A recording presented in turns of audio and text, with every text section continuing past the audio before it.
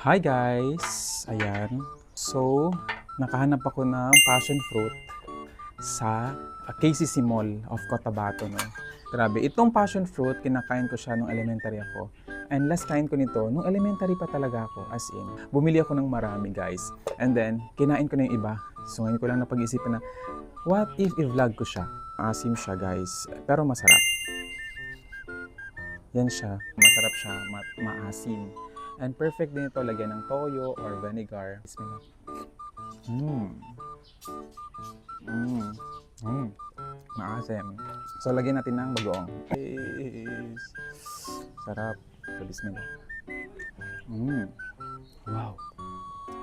Mmm. Mm-hmm. Nakain dito is itong mga buto-buto niya.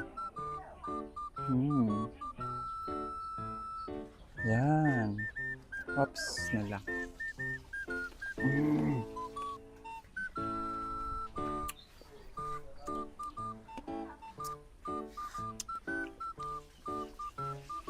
Pero masarap na. Wow. Bismillah. Mmm. Kagsam. Pero masarap. Ah. Ayoko na. Magsam ayoko na guys. Bye.